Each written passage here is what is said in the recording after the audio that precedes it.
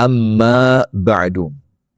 Allahumma inna nas'aluka ilman nafi'a wa rizqan tayyiba wa amalan mutaqabbala. Allahumma 'allimna ma yanfa'una wanfa'na bima 'allamtana wa zidna ilman wa hudan wa taufiqan. Amin ya rabbal alamin. Hadirin sekalian, jamaah yang dirahmati oleh Allah Subhanahu wa taala, alhamdulillah kita bersyukur kepada Allah Subhanahu wa taala.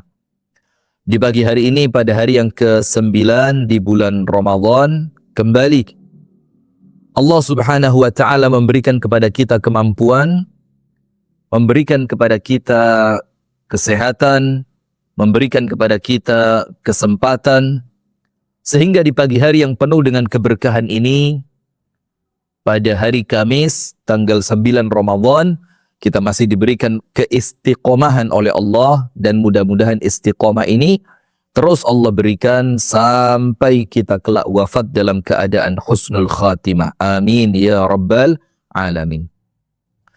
Salawat beriring salam semoga tercurahkan kepada uswah kita, suri tauladan kita dan kekasih kita bersama, Nabi besar, Nabi agung, An-Nabi Muhammad sallallahu alaihi wasallam, beserta seluruh keluarganya, beserta seluruh istrinya, beserta seluruh sahabatnya, dan seluruh di antara umat dan pengikutnya yang setia menjalankan sunnah dan ajarannya ila yaumil qiyamah. Jamaah yang dirahmati oleh Allah, pemirsa YouTube yang semoga oleh Allah antum semua, anda semua diberikan sehat walafiat. Pemirsa Facebook yang mudah-mudahan oleh Allah anda diberikan sehat walafiat dan keberkahan. Pemirsa Instagram yang semoga oleh Allah senantiasa diberikan kekuatan, taufik dan hidayah.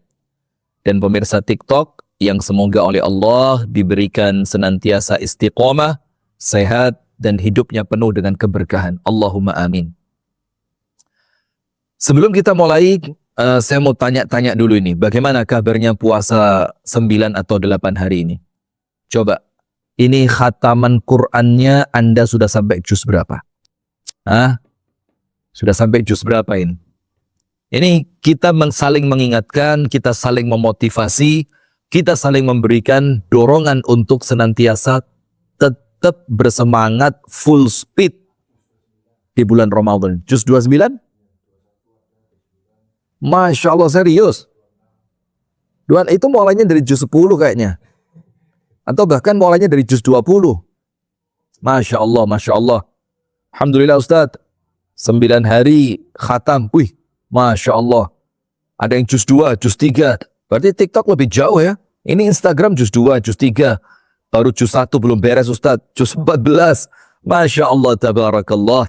Tidak jadi masalah. Yang penting, kita tidak kehilangan semangat. Terus bersemangat. Terus bersemangat. Jangan kendor. Kalaupun Anda merasa mungkin tidak bisa khatam, maka ubah keyakinan itu dan bangun kembali keyakinan yang baru Anda bisa. Maka keyakinan itu akan menjadi motor penggerak. Tapi kalau dari awal Anda sudah menganggap, nggak mungkin bisa, ya nggak bisa beneran. Akhirnya tidak akan muncul ikhtiar, usaha, dan effort yang kuat. Tapi coba kemudian Anda yakin, saya bisa, saya khatam, saya mampu, akan sukses 30 juz. Maka Anda tentu akan tergerak dengan motivasi yang Anda miliki tadi untuk senantiasa membaca Al-Quran. Saya dari awal surah Al-Waqi'ah sampai hari ini. Nggak apa-apa, boleh juga. Saya mulai juz 20-an, udah khatam, bagus. Saya juz 7 Ustaz, Masya Allah, tabarakallah. Baik, jamaah sekalian, kita lanjutkan serial Love and Tears, yaitu Cinta dan Air Mata. Cinta dan Air Mata. Di mana pada serial ini kita akan mengetahui hakikat tentang dunia, kita akan mengetahui hakikat ujian itu apa, kita akan memahami bagaimana kita menghadapi hiruk pikuknya dunia ini, bagaimana kekuatan kita dalam bersandar kepada Allah, apa yang kita lakukan ketika kita merasa kecewa, apa yang kita lakukan ketika usaha yang kita lakukan ternyata Allah takdirkan gagal. Nah, Tentang semua itu, tentang cinta dunia, pengorbanan untuk akhirat, yang semua itu akan kita bahas selama 20 hari ke depan. Nah, maka insya Allah di pagi hari ini kita sudah sampai pada pertemuan yang ke-9. Masya Allah, tabarakallah. Yaitu berdamai dengan takdir. Tentu yang kita maksud bukan takdir baik. Kalau takdir baik, ya semua orang tanpa diajari berdamai, dia senang, bahkan dia berharap. Tapi kemudian yang kita maksudkan di sini berdamai dengan takdir adalah ketika kita ini disapa, dikunjungi oleh takdir yang tidak sesuai dengan apa yang kita harapkan. Saya awali dengan ucapan Sayyiduna Ali ibnu Abi Thalib radhiyallahu ta'ala anhu, di mana Sayyiduna Ali ibnu Abi Thalib radhiyallahu anhu mengatakan, apabila aku berdoa, idza da'autullaha, apabila aku berdoa kepada Allah Subhanahu wa taala, fastajaballahu li du'ai, kemudian Allah taala mengabulkan doa-doaku, fasyakartuhu syukran wahida, maka saya berterima kasih dan bersyukur kepada Allah dengan satu kali syukur. Berdoa, Allah beri sesuai yang dia minta, bersyukur satu kali syukur. Wa idza da'autullaha bi syai'in, dan ketika aku berdoa kepada Allah dengan suatu permintaan, famastajaballahu li du'ai, ternyata Allah tidak memberi apa yang aku minta sesuai dengan keinginanku, fa ashkuruhu asyran, maka aku bersyukur kepada Allah 10 kali. Maka ucapan Sayyiduna Ali ibnu Abi Thalib radhiyallahu anhu ini menjadikan orang-orang yang mendengar merasa aneh. Wahai Ali, kalau diberi bersyukur, benar. Dan kalau tidak diberi, itu sabar. Kenapa engkau tidak diberi malah bersyukurnya 10 kali lipat? Maka Sayyiduna Ali ibnu Abi Thalib radhiyallahu anhu mengatakan, karena yang pertama adalah pilihanku.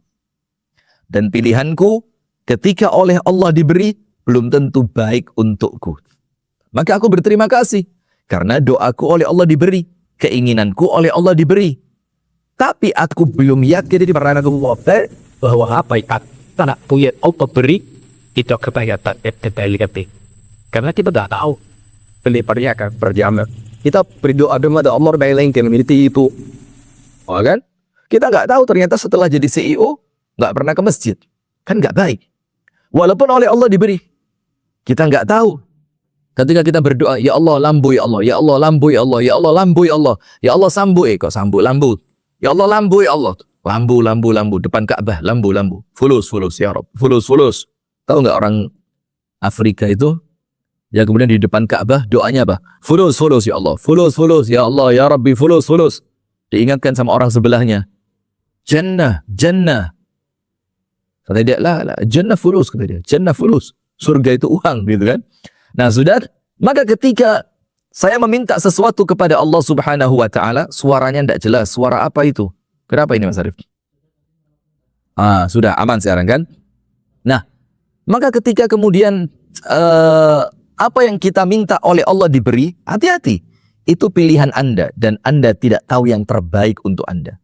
Kemudian sebaliknya kata Sayyiduna Ali ibnu Abi Thalib mengatakan begini, dan apabila aku memohon kepada Allah dan ternyata apa yang aku mohon oleh Allah tidak diberi seperti permintaanku. Artinya tetap diberi tapi dalam bentuk yang lain. Tetap diberi tapi kelak di akhirat. Tapi intinya tidak diberi seperti harapan kita yang kita kepingin kalau minta langsung dikasih seperti yang kita minta. Maka Sayyiduna Ali mengatakan, apabila aku berdoa kepada Allah dan Allah tidak memberikan kepadaku seperti yang aku minta, maka aku bersyukur kepada Allah 10 kali. Karena apa? Karena menurut Sayyiduna Ali, karena yang kedua ini, apa yang aku minta oleh Allah tidak diberi, berarti itu pilihan Allah. Dan aku yakin apa yang Allah pilihkan pasti itu yang terbaik untukku. Maka ketika Allah yang memilihkan, apa yang terjadi? Maka dengan pilihan itu, aku bersyukur. Dan syukurku berlipat ganda karena pilihan Allah pasti yang terbaik untukku. Nah, kemudian jamaah yang dirahmati oleh Allah, saya punya satu cerita. Ini cerita mungkin Anda semua sudah paham. Yaitu cerita tentang bahwa pilihan Allah itulah yang terbaik. Bahwa pilihan Allah adalah yang terbaik. Ceritanya begini. Ini kita santai dulu. Nanti saya akan sampaikan step dan tahapannya. Ada seorang raja yang senantiasa didampingi oleh ajudannya. Kemana-mana bareng terus. Raja pergi, dia pergi. Raja jalan-jalan, dia ikut jalan-jalan. Raja berdagang, dia ikut ke pasar. Raja berburu, dia pun ikut berburu. Raja istirahat, dia pun istirahat. Raja makan, dia pun makan. Jadi di mana ada raja, di situ ada dia dengan aktivitas yang sama. Nah, tapi hebatnya ini ajudan, apapun yang terjadi pada diri raja, dia senantiasa mengucapkan al khairatu fi makhtarahullah. Enggak apa-apa raja, ini pilihan Allah yang terbaik. Sudah. Setiap ada kejadian apapun, ini pilihan Allah yang terbaik, ini terbaik, ini terbaik, ini terbaik, ini terbaik. Apapun yang terjadi. Sampai suatu ketika, raja ini mengupas pisang. Mana pisangnya tadi? MBG tadi. Nah ini, kita kupas dulu ya. Hah? Jangan dikupas. Loh, dah boleh dimakan. Roti, puyuh, pisang. Masya Allah. Nah sudah. Ini raja mengupas apel. Katakan apel lah yang mudah. Ketika raja mengupas apel tadi, qadarullah wa masya'a fa'ala, ternyata teriris itu jari telunjuknya sang raja, bahkan sampai hampir putus. Karena pisau itu tergelincir karena saking tajamnya, seret. Maka jari kelingking ini hampir putus. Lebih dari separuh jari kelingking itu telah terkena pisau, bahkan mengenai tulangnya. Maka kemudian raja itu bertanya kepada ajudan tersebut, ini firasat apa wahai ajudanku? Maka ajudannya mengatakan, al khairatu fi makhtarahullah. Tidak apa-apa raja, ini yang terbaik. Tanganmu putus ini terbaik sudah. Karena ini pilihan Allah. Wih, Anda tahu? Murka raja itu semurka-murkanya. Apa kata raja? Kamu melihat tanganku terputus seperti ini? Bercucuran darahku seperti ini? Dengan rasa sakit yang luar biasa yang aku rasakan, engkau katakan ini terbaik? Maka akhirnya ajudan itu dipenjara. Dipenjara dia. Sudah setelah berjalannya waktu setelah sekian lama, raja itu berburu. Tanpa didampingi oleh ajudan yang sedang di dalam penjara. Anda tahu, saking semangatnya ini raja ketika berburu, dia berjalan, dia berlari, dia menaiki kudanya, dia ambil anak panahnya, dia ambil tombaknya, dia siapkan jaringnya. Saking semangatnya raja itu dalam mengejar binatang buruan, sampai raja itu tidak tersadar bahwa dia telah masuk ke dalam daerah kekuasaan kerajaan yang lain. Ditangkaplah itu raja. Setelah dia ditangkap, ternyata di tempat tersebut itu sedang ada semacam festival kalau bahasa kita, yang pada upacara itu memberikan persembahan untuk dewa mereka. Apa persembahannya? Persembahannya adalah siapapun manusia pertama yang masuk ke kampung mereka, itulah tumbalnya. Dan ternyata yang masuk adalah raja tersebut. Ditangkaplah itu raja. Dilucuti pakaiannya, kemudian diganti dengan kain yang khusus. Disiapkan api untuk membakar raja itu sebagai persembahan kepada dewa di kampung tersebut. Jadi raja ini mau dijadikan tumbal. Mau dijadikan tumbal. Kayunya udah menyala. Ketika raja mau dilemparkan ke dalam kayu yang sedang berkobar apinya tersebut, kata kepala suku di kampung tersebut apa? Tolong, Jangan dulu dilemparkan orang ini ke dalam api sebagai persembahan untuk dewa kita. Kecuali kalian teliti terlebih dahulu, dicek bagaimana kesempurnaan fisiknya. Karena tidak boleh menjadi persembahan kalau fisiknya tidak sempurna. Subhanallah, walhamdulillah. Dicek raja mulai kepala, rambut bagus, dahi bagus, hidung bagus,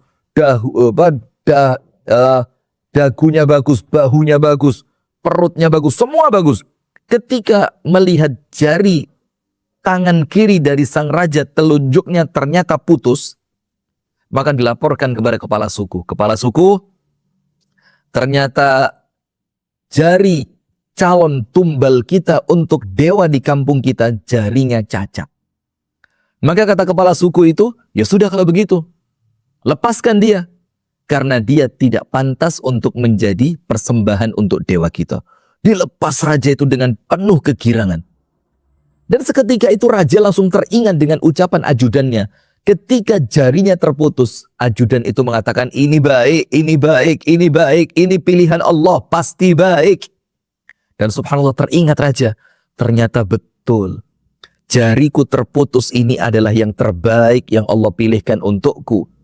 Karena apabila jari ini tidak terputus, maka tentu saya akan tertangkap. Faya subhanallah. Pulang raja itu. Dan di pikirannya selama perjalanan pulang, telunjuk. Bukan kelingking, telunjuk. Sudah, selama perjalanan pulang, subhanallah. Tidaklah raja itu mengingat kecuali ajudan yang sedang dia penjara. Setelah dia sampai di istananya, cepat-cepat itu ajudan dikeluarkan.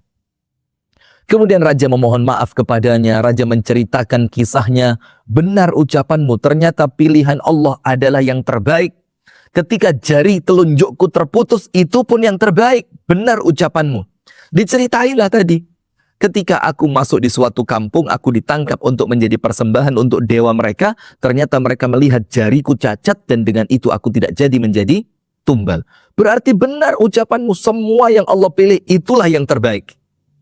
Subhanallah. Baru kemudian raja itu bertanya kepada ajudannya, ajudan, sekarang aku tahu, ternyata jari telunjukku terputus, itu merupakan kebaikan dari Allah yang menyelamatkanku untuk dibakar oleh orang di kampung itu. Sekarang, aku mau tanya kepadamu, untukmu, apa hikmahnya kemudian engkau itu aku penjara selama beberapa waktu ini? Apa hikmahnya? Engkau katakan semua pilihan Allah adalah yang terbaik. Apa hikmahnya? Maka ajudan itu mengatakan, nah itulah raja. Selama hari demi hari, bulan demi bulan, waktu demi waktu aku lewati di dalam penjara, aku sama sekali tidak tahu apa hikmah dari engkau memenjarakanku ini. Aku belum ketemu hikmahnya. Tapi raja, hari ini ketika engkau menceritakan apa yang telah engkau ceritakan, aku ucapkan alhamdulillah. Kebaikan adalah apa yang Allah pilihkan untuk kita. Karena aku menjadi tahu hikmah apa aku di penjara. Raja semakin penasaran. Apa hikmahnya? Begini raja. Hikmahnya adalah, sebelum hikmahnya saya lanjutkan, nah pemirsa perhatikan dulu. Jadi sebelum saya lanjutkan hikmahnya ya, kami kembali mengingatkan jamaah sekalian,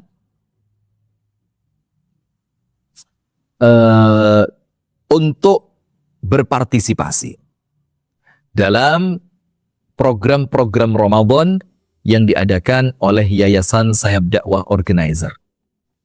Yaitu program-program unggulan yang dimulai dengan angka Rp10.000.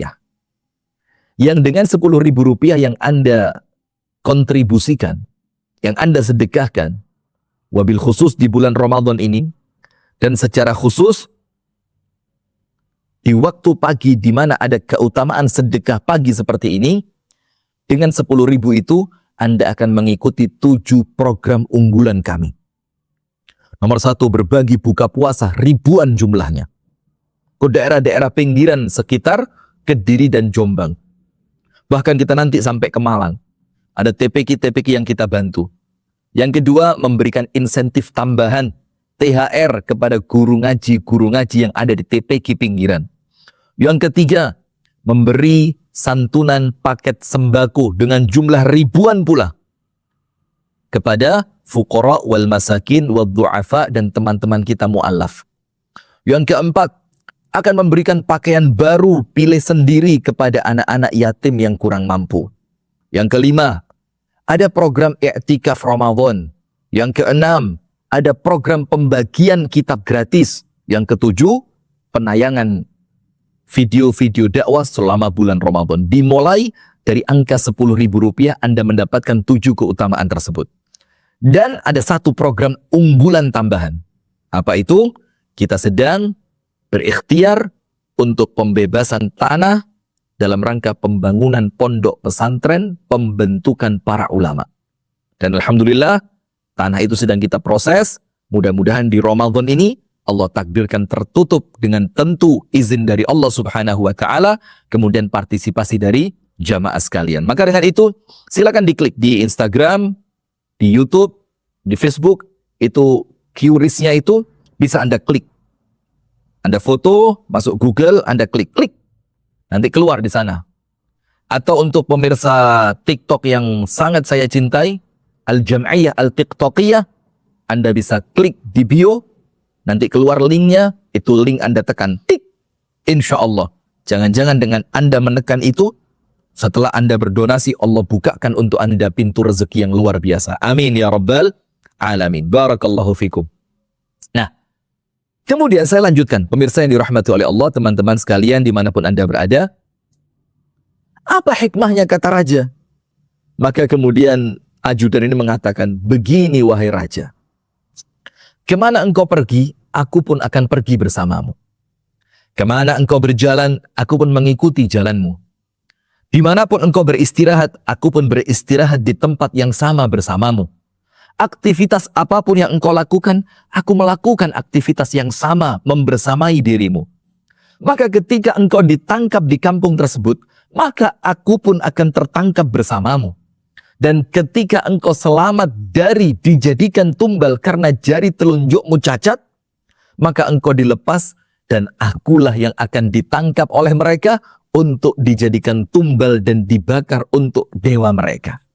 Maka dengan engkau memenjarakanku, pada hakikatnya engkau menyelamatkan diriku wahai raja, agar aku tidak ikut bersamamu sehingga engkau selamat, aku pun selamat. Subhanallah, subhanallah, subhanallah, subhanallah. Nah, maka dengan itu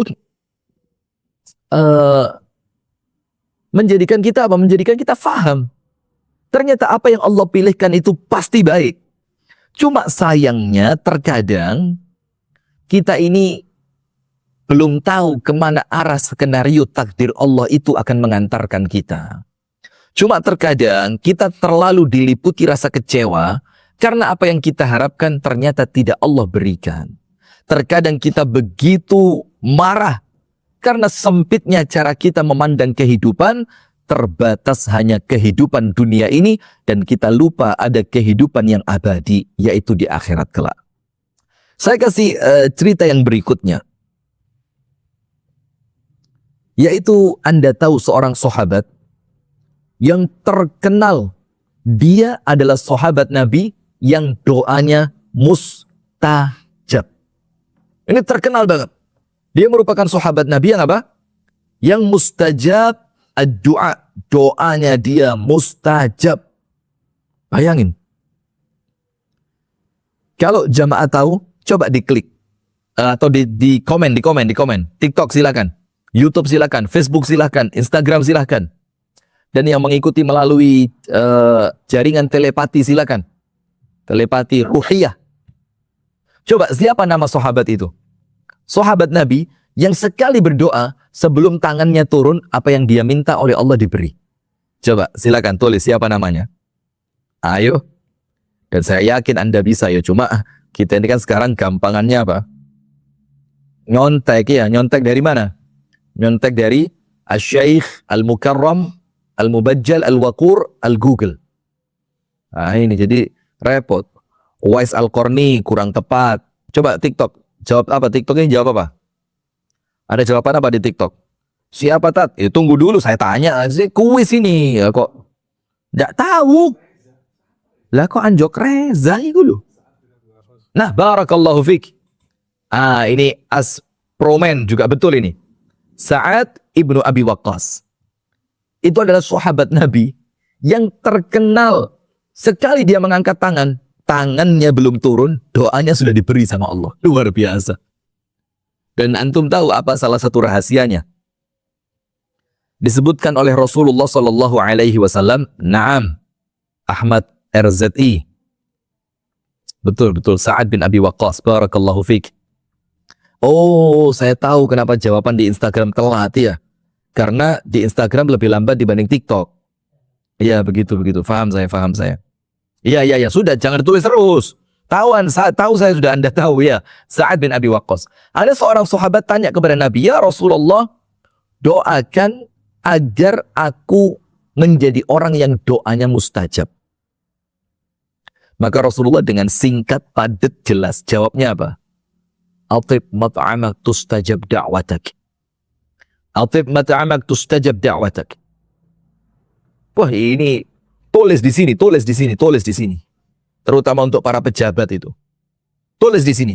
Atib mat'amak tustajab da'watak. Perbaiki makananmu, Allah terima doamu. Perbaiki makananmu, Allah terima doamu. Maksudnya perbaiki matamu, astagfirullah. Saya pas baca komen, pas ada kata mata. Astagfirullah. Perbaiki makananmu, diterima doamu. Apa maksud dari perbaiki makanmu itu? Adalah pastikan tidaklah masuk ke tubuh Anda kecuali sesuatu yang terjamin 100% kehalalannya. Wah, ini keren. Nah, sudah saat kita cerita Sa'ad sekarang. Radhiyallahu ta'ala anhu ardahu. Sayyiduna Sa'ad ibnu Abi Waqqas radhiyallahu anhu. Dengan keadaan doanya yang mustajab, di akhir usianya, ketika dia mencapai usia tua, ternyata Allah takdirkan matanya buta. Matanya buta. Kemudian, pada akhirnya anaknya Sa'ad ini merasa aneh. Wahai ayahku, doamu mustajab. Kenapa engkau tidak meminta kepada Allah agar Allah memberikan kepadamu kesembuhan dari penyakit buta di matamu itu? Kenapa wahai ayahku? Doa aja. Kan langsung diterima sama Allah. Kan langsung dibuka matamu sama Allah. Engkau kembali bisa melihat wahai ayahku. Karena engkau orang yang doanya mustajab. Apa jawaban Sa'ad? Ini yang sesuai dengan materi kita. Sa'ad ibnu Abi Waqqas radhiyallahu anhu menjawab kepada anaknya, wahai anakku, aku yakin apa yang Allah pilihkan untukku adalah yang terbaik untukku. Mataku buta seperti ini pilihan Allah. Dan aku yakin inilah yang terbaik yang Allah berikan kepadaku. Maka aku tidak mau merubah ini. Apa yang telah Allah pilihkan untukku, aku terima dengan ridho. Karena aku meyakini inilah yang terbaik yang Allah pilihkan untukku. Subhanallah. Padahal kalau dia mau tinggal berdoa, kembali melihat dia. Tapi Sa'ad ibnu Abi Waqqas meyakini, tidaklah ada sesuatu yang terbaik, kecuali apa? Kecuali apa yang Allah pilihkan untuk kita. Nah, baik. Sekarang jamaah sekalian yang dirahmati oleh Allah Subhanahu wa Ta'ala, berdamai dengan takdir yang buruk. Nah, ini penting ini. Berdamai dengan takdir yang buruk. Kita perlu tahu, takdir itu bukan pilihan kita. Bahkan takdir itu telah tercatat di Al-Lawhul Mahfuz, itu 50.000 tahun sebelum kita oleh Allah diciptakan. Faham ya? 50.000 tahun sebelum kita diciptakan. Dan 50.000 tahun ini pun sebagian ulama mengatakan apa? 50.000 tahun hitungan hari di akhirat. Yang satu harinya 1.000 tahun. Jadi sudah di waktu yang sangat panjang, sangat lama sebelum kita oleh Allah diciptakan. Itu takdir kita sudah beres. Maka dari situ ada diskusi antara Nabi Adam dengan Nabi Musa alaihi wassalam. Nabi Musa ini dalam tanda kutip ya, dia protes kepada Nabi Adam. Wahai Adam, gara-gara engkau wahai ayahku, kita ini semua oleh Allah dikeluarkan dari surga. Coba, nah ini kalimat ini yang bahaya. Andai, kalimat ini yang bahaya. Coba tahu, loh memang nggak tahu kok coba tahu. Coba tadi, udah nggak bisa. Coba tadi nggak berangkat, sudah nggak bisa. Maka Nabi Musa mengatakan, andai engkau tidak memakan buah yang Allah melarangmu untuk memakannya, maka sampai sekarang kita akan tetap di surga dan kita tidak akan susah payah di dunia. Itu ucapan siapa? Nabi Musa. Ucapan Nabi Musa. Apa yang terjadi? Maka subhanallah, Nabi Adam alaihi salam langsung memberikan jawaban yang untuk kita itu skakmat. Skakmat. Skakmat udah. Seakan-akan Nabi Musa sudah tidak punya hujjah untuk kembali melawan jawaban dari Nabi Adam tersebut. Apa yang dijawab? Wahai Musa, apakah engkau akan mencelaku atas takdir yang telah Allah tetapkan untukku 50.000 tahun sebelum Allah menciptakanku? Maka dikatakan di akhir hadis, fahajja Adamu Musa. Maka Nabi Adam menang debat melawan Nabi Musa. Dalam artian debat yang tanya jawab, bukan debat kusir. Nah, maka dengan itu pemirsa yang dirahmati oleh Allah, ada tiga dulu sebagai tahapan awal. Ketika kita mendapati takdir yang buruk. Nomor satu, tulis. Ini penting. Tulis. Instagram, tulis. Facebook. Berapa pemirsa Facebook ini? Saya kok penasaran. Masya Allah, masih ada 300 manusia ya? Oh 100. Facebook. Kalau Instagram, Masya Allah, sudah sampai angka 700. Masya Allah, tabarakallah. Lali habis. Apa tadi saya mau ngomong? Antum gak dengerin juga tadi ya? Coba saya diingat.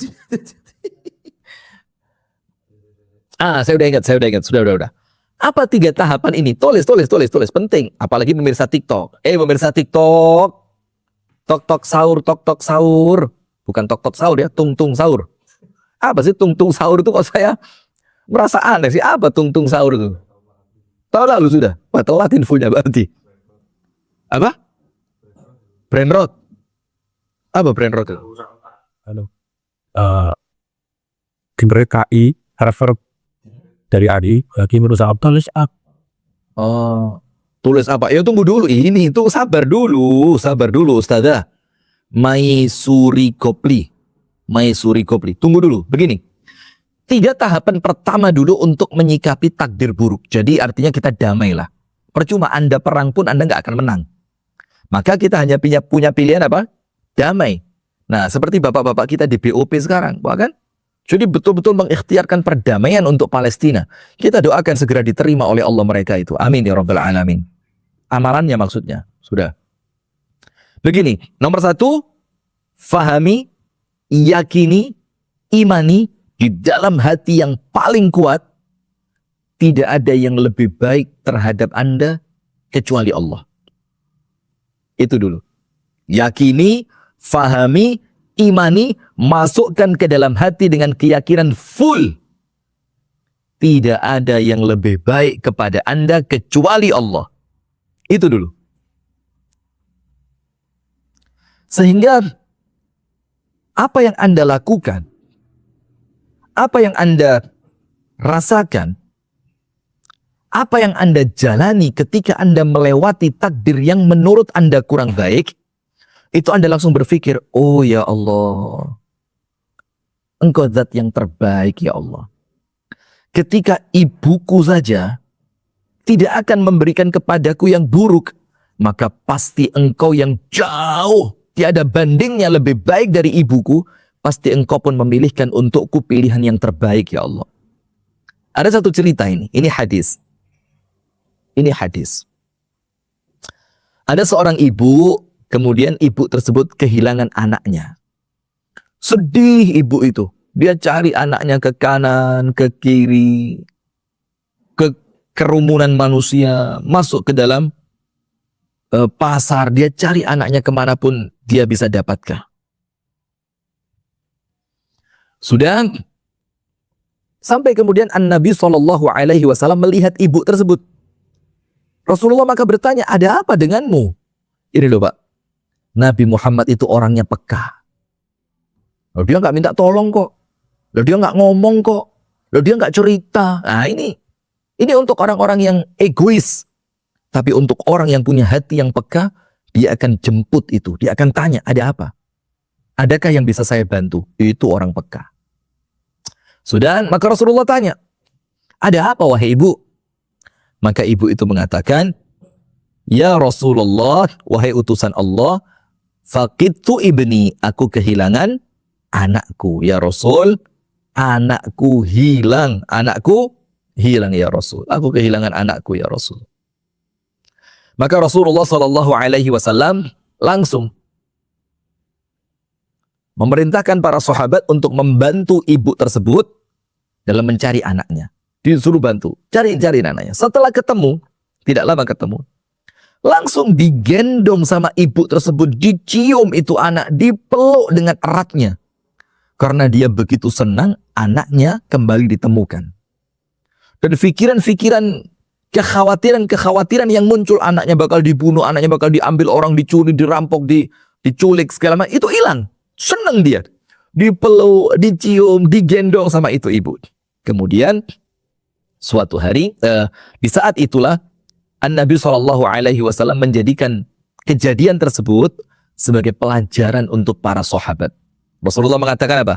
Atadhunnu annaha mulqiyatun ibniha finnar? Apakah engkau kira ibu yang seperti itu cintanya kepada anaknya tega melemparkan anaknya ke dalam api? Maka para sahabat mengatakan, tentu tidak ya Rasul. Anaknya hilang, dia cari. Anaknya ketemu, dia peluk, dia cium. Dia begitu khawatir akan keselamatan anaknya. Apa yang terjadi? Maka Rasul SAW, wallahi, walladhi nafsu Muhammadin biyadih. Demi Allah, yang jiwa Muhammad SAW berada di dalam genggaman tangannya. Lallah adalah Allah. Arhamu bikum, lebih sayang kepada kalian. Min hadhihi biwaladiha. Dibandingkan sayangnya ibu ini kepada anaknya. Subhanallah. Maka itu dulu tahapan pertama. Tahapan pertamanya, yakini bahwa takdir ini datangnya dari Allah yang sangat mencintai Anda. Maka boleh jadi di awal kita ini seperti anak kecil yang oleh orang tua kita dimasukkan ke pesantren. Kita marah, kita sedih, kita berontak. Dan saya sama waktu pertama dimasukkan pesantren, lulus SD. Sekecil ini saya waktu itu, sekian saya. Segini saya. Kecil banget. Dalam keadaan saya nggak pernah pisah dengan orang tua. Dalam keadaan saya tidak pernah suka masakan selain masakan umi saya. Dalam keadaan saya nggak pernah ngerti sabun cuci mana, mencuci baju seperti apa, nggak pernah ngerti. Dilempar ke pesantren sama umi saya. Bukan dibuang ya, dilempar. Berontak saya. Di awal saya nggak ngerti. Karena anggapan saya, wah umi saya jahat ini. Umi saya jahat ini. Kenapa kakak saya tidak ada yang dibuang ke pesantren? Dalam tanda kutip. Sementara kemudian saya dimasukkan ke pesantren. Subhanallah. Waktu itu saya marah. Tapi sekarang saya berpikir, waduh coba dulu nggak masuk pesantren, kira-kira jadi preman saya sekarang. Woi, kira-kira jadi apa sekarang saya ya? Mungkin sudah jadi seskap saya, sekretaris kabinet, seperti Pak Teddy mungkin saya sekarang. Mungkin saya jadi siapa menteri yang paling viral sekarang? Pak Bahlil. Mungkin saya jadi Pak Bahlil sekarang kalau saya nggak masuk pesantren zaman dulu kan. Nah, subhanallah, artinya seperti itulah keadaan kita dengan Allah Ta'ala. Tanpa kita berusaha menyamakan Allah dengan makhluknya. Paham ya? Jadi artinya di sini, mungkin di awal kita belum tahu ke arah mana takdir ini akan mengantarkan kita. Tapi keyakinan kita bahwa Allah adalah zat yang paling cinta kepada kita, itulah yang menjadikan takdir itu terasa ringan, karena kita sedang menanti ending baik dari takdir yang sedang terjadi saat ini. Barakallahu fiik. Yang kedua, bagaimana berdamai dengan takdir itu? Tahapan yang kedua, jangan pernah menyesali masa lalu. Wah, ini penting ini. Penting. Karena Anda mau nyesel model apapun tentang masa lalu, gak ngefek. Dan saya bukan termasuk ustadz yang lebay dalam berceramah lah dengan kalimat-kalimat yang tenang saja, Allah akan memberikan yang terbaik untuk Anda. Saya bukan tipe yang seperti itu. Tapi kemudian saya akan memberikan kepada Anda sesuai dengan ilmu yang kita fahami di dalam syariat Allah yang lurus ini, yang menjadikan kita bisa apa? Bisa move on, berjalan, optimis, serahkan semuanya kepada Allah. Poin kedua, jangan pernah menyesali masa lalu. Kenapa dulu saya begini? Kenapa saya ketemu manusia model ini dulu ya? Sambil nunjuk ke muka suaminya. Sambil nunjuk ke muka suaminya. Kenapa? Mimik wajah itu begini. Kenapa saya ketemu kamu dulu? Ya, gitu. Subhanallah. Jangan pernah menyesali apa? Masa lalu. Jangan pernah menyesali masa lalu. Jangan pernah menyesali masa lalu.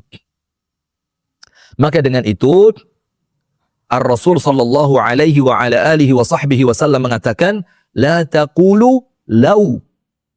Fa inna law yuftah abwabus syayatin. Atau kama qala Nabi sallallahu alaihi wasallam. Janganlah kalian mengucapkan andai kata. Ya Allah, Ustadz, kenapa suami jadi contohnya? Lah saya mau contohin siapa? Kan biasanya jadi korban suami memang. Iya enggak? Kalau istri itu mah yang penting gini aja beres. Gini kok dibilang ustadznya ibu-ibu. Sudah. Maka Rasulullah mengatakan, janganlah engkau mengucapkan andai kata. Janganlah engkau mengucapkan seandainya. Dalam kalimat ini Rasul mengajarkan kepada kita jangan menyesali masa lalu. Karena masa lalu itu bukan untuk disesali, tapi dijadikan pelajaran, dijadikan bahan introspeksi, dijadikan kebaikan untuk masa depan dengan kalau dia baik disyukuri, kalau dia buruk disabari, kalau dia dosa diistighfari dan ditobati. Begitu. Nah, sehingga takdir yang sekarang Anda hadapi, karena kesalahan Anda di masa lalu, maka yakini dulu takdirnya baik, masa lalunya tidak boleh saya salahkan. Terus bagaimana menyikapi masa lalu itu? Dengan dua cara. Tulis. Bagaimana menyikapi masa lalu itu? Dengan dua cara. Agar Anda tidak menyesali masa lalu. Nomor satu, mensyukuri ketika masa lalu itu adalah kebaikan. Syukur. Karena syukur Anda tentang masa lalu yang baik akan menambahkan kebaikan pada masa yang akan datang. La in syakartum la azidannakum. Yang kedua, sabar. Kalau ada sesuatu zaman dulu yang menjadikan Anda sekarang dalam posisi yang kurang menyenangkan, sabar. Dan terakhir, saya tambah satu, itu kalau hadisnya begitu, ajaban li amril mu'min, inna amrahu kullahu lahu khair. Mengagumkan urusan orang beriman ini. Semuanya baik buat dia. Semuanya baik buat dia. Kalau dia mendapatkan kebaikan, dia bersyukur. Kalau dia mendapatkan keburukan, dia bersabar. Saya tambah satu. Tentang masa lalu. Agar kita tidak menyesalinya untuk kita berdamai dengan takdir yang terjadi sekarang. Apa itu? Kalaulah itu masa lalu yang penuh dengan dosa, kemaksiatan, keburukan, sesuatu perkara yang tercela, maka Anda bisa mulia dengan istighfar dan taubat kepada Allah, taubatan nasuha. Wa tubu ila Allahi jami'an ayyuhal mu'minun. Wa tubu ila Allahi jami'an ayyuhal mu'minun la'allakum tuflihun. Dan bertaubatlah kalian semua, wahai orang-orang yang beriman. Agar apa? Supaya Anda menjadi orang yang beruntung. Maka dosa di masa lalu ditobati, diistighfari akan menjadikan kita beruntung. Kullu bani Adam khatta'un. Masya Allah kok yo pas. Lo ngaji ilmu kok. Yo pas yo ngaji yo tak-atik gatuk yo ndak pas. Kalau tak-atik gatuk, tak-atik mantuk, ilmu darmo gandul. udah bercanda. Baik. Untuk Nur Rahmat, maaf ya, bercanda aja. Sudah? Maka ketika dosa itu kita istighfari, kita taubati, maka itu menjadi kebaikan untuk kita. Rasulullah bersabda, kullu bani Adam khata', setiap bani Adam pasti melakukan dosa. Wa khairul khata'ina at-tawwabun, dan sebaik-baiknya orang yang berdosa, lihat ini, Rasul sallallahu alaihi wasallam mengatakan orang berdosa bisa menjadi orang terbaik. Wa khairul khata'ina at-tawwabun, dan sebaik-baiknya orang yang berdosa adalah mereka yang mau tobat. Tidak masalah. Masa lalu Anda seperti apapun, masa lalu kita seperti apapun, kita sama jamaah, gak usah sok keren. Gak usah sok keren, gak usah sok hebat, gak usah sok anti maksiat. Podo kabeh, sama semua. Kalau masa lalu maksiat, dosa, suatu hal yang tercela, ternyata mengantarkan pada takdir buruk yang sekarang, tentu itu karena kesalahan kita, maka cukup masa lalu jangan disesali, jangan ditangisi, cukup perbanyak istighfar, perbanyak tobat kepada Allah Subhanahu wa ta'ala. Maka jangan menyesali masa lalu. Nah, sekarang tahap yang ketiga. Tahap yang ketiga. Tahap yang ketiga, ini tahapan yang terakhir. Ketika kita ingin berdamai dengan takdir yang buruk, jadikan takdir yang buruk ini batu loncatan untuk menggapai ridhonya Allah. Keren nggak? Keren nggak? Wih, saya jarang-jarang ceramah keren begini. Jadikan takdir yang buruk ini batu loncatan untuk menggapai ridho dari Allah. Ustadz, kalau mau makan rawon di tempat Ustadz, apa bisa ketemu dengan Ustadz? Tidak ada rawon, Ramadan. Poso. Ada Ramadan bikin rawon. Tapi alhamdulillah, umi saya dapat pesan rawon buat buka puasa. Masya Allah, 200 porsi. Lumayan nih, mengisi pundi-pundi kantong yang kosong selama Ramadan ini. Warung tutup 1 bulan selama Ramadan, ada yang pesen. Ada yang pesen. Apa pesannya? Pesen rawon buat hidangan buka puasa. 200 porsi. Masya Allah. Beb, tolong Beb, Alfalah, dicek Pak Kus. Katanya mau pesan 400 porsi. Lumayan, full ini. Pak Kus nonton Pak Kus? Atau teman-teman Alfalah Sragen, Masjid Raya Alfalah Sragen, waktu itu saya dijanjikan mau dipesan 400 porsi dan untuk kami berarti sekali uang itu. Ini mumpung warung tutup ini kan lumayan. Malang 200 porsi, Sragen 400 porsi. Insya Allah sebulan udah cukup ya. Pindah. Iya, pindah ke Al-Fatah. Jangan menyesali. Takdir semuanya insya Allah baik. Coba antum tanya sama panitia yang undang kita itu. Dulu Pak Kus ngomong mau pesen rawon 400 gitu. Serius ini, bukan guyon ini, serius. Lu tenan nih, lah kok guyon. Iya, fulus ya. Kita dakwah ini ya dakwah, kerja cari fulus. Dakwah cari ridhonya Allah. Begitu. Jangan dibolak-balik, jangan dakwah untuk cari fulus. kerja untuk dakwah. Lalu kalau diwolak-walik gini. Sudah lanjut. Sampai mana tadi? Jadikan takdir Allah saat ini batu loncatan untuk menggapai ridho dari Allah. Bagaimana caranya? Bagaimana caranya? Dengan Anda ikhlas, ridho, pasrah, sabar, nurut, manut kepada apa yang telah menjadi keputusan Allah di dalam hidup Anda.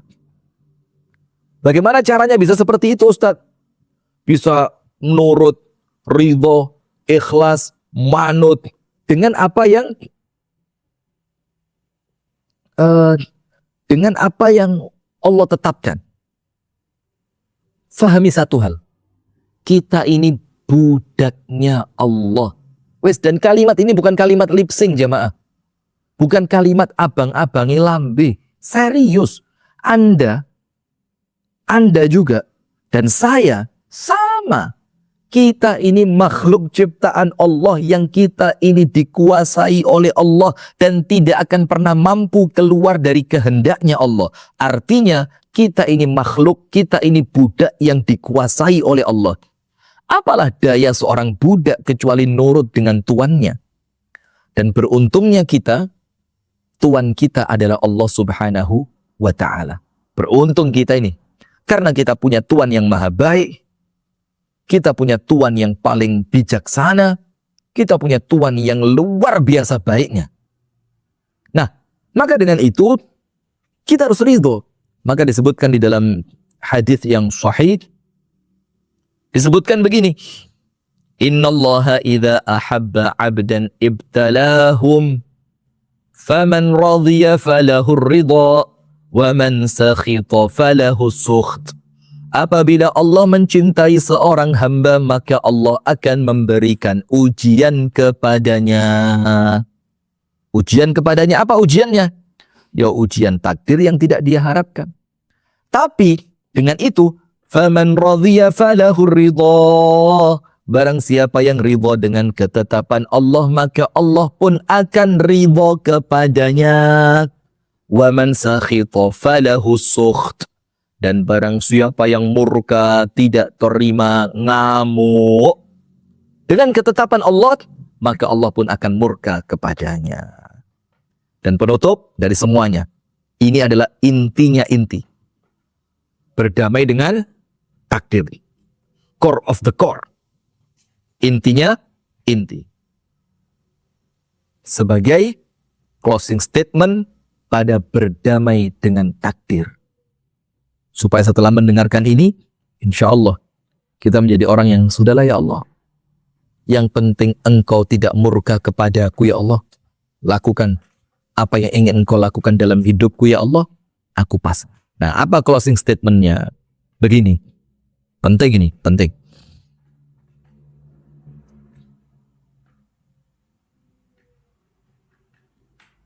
Sebelum saya lanjutkan pada closing statement, saya ulang sekali lagi.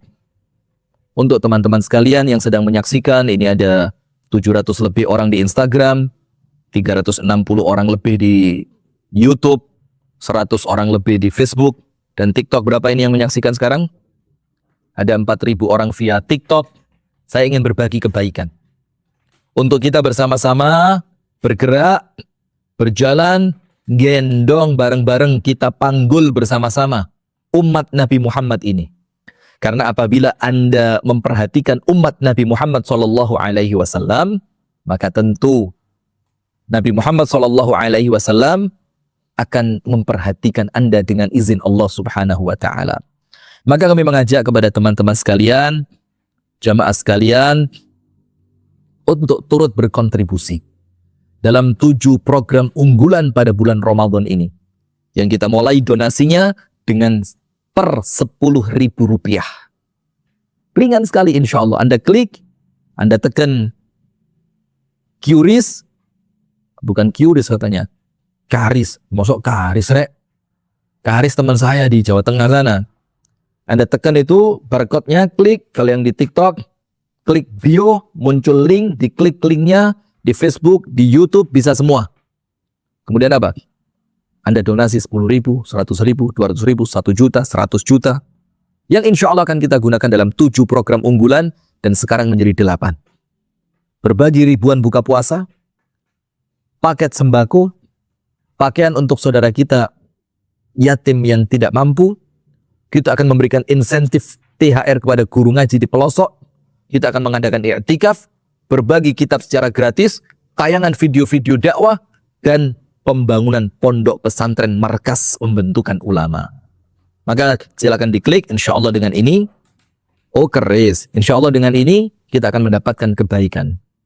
Dan nanti besok saya sampaikan bagaimana repotnya tim kami itu ketika berusaha masuk ke daerah-daerah, itu bagaimana mereka jam 11 malam masih jalan, nganter bingkisan, masih packing jam 11 malam, sementara besok pagi harus berangkat lagi. Belum lagi yang di Sumatera, yang di Aceh, mereka harus mengkoordinir ibu-ibu yang masak, mereka mengemasnya di packing, kemudian mereka antar ke tempat-tempat yang cukup terjal dan jauh. Sementara kita tinggal klik, transfer 100.000, dapat pahala semua itu. Allahumma amin. Barakallahu fiik.